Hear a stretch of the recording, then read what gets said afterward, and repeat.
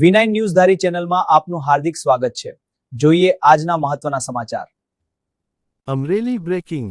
ધારી તાલુકા પંચાયતમાં ભારતીય જનતા પાર્ટીએ બહુમતી સાથે સત્તા હાંસિલ કરી છે।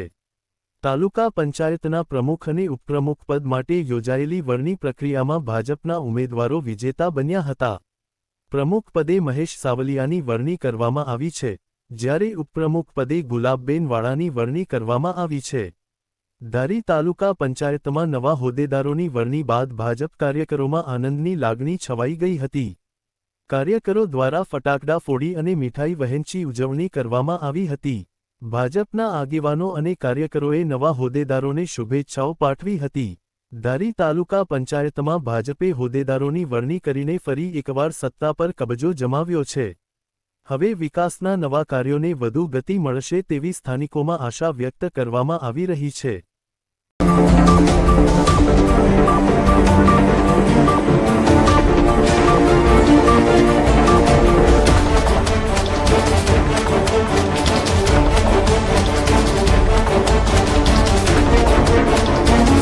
જનતા પાર્ટીમાં જે કાંઈ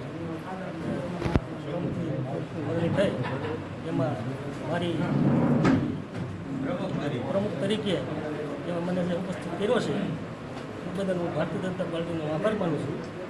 અને ઉપરાંત નંબરમાં તો આપણે સંગઠનના બધાય કાર્યકરો એ બધાને ખૂબ વિકાસના કામો કેવા રહેશે તાલુકામાં? વિકાસના કામમાં તો છેલ્લાથી લેવાના છે, કારણ કે છેવાડા થાય ને વિકાસ છે જ નથી। હા એટલે એ બધા વિકાસના કામો થાય એમ નહીં, ભાજપની સરકાર છે 30 વર્ષથી તો પણ નથી થયા કામ। એમ ખ્યા હોય અમુક નથી ખ્યા એ આપણે બધા કરવાના છે। પહેલું કામ કયું કરશે? એટલે તો જે બાકી છે ને એ તો બધા કરવાના છે। આજરોજ ધારી તાલુકા પંચાયતના પ્રમુખ ઉપપ્રમુખની વરણી કરી। ભારતીય જનતા પાર્ટીના મહેશભાઈ રોજભાઈ સાવલિયાની પ્રમુખ તરીકે વરણી કરી છે અને ગુલાબબેન વરરાવનભાઈ વાળા એની ઉપપ્રમુખ તરીકે વરણી કરી છે।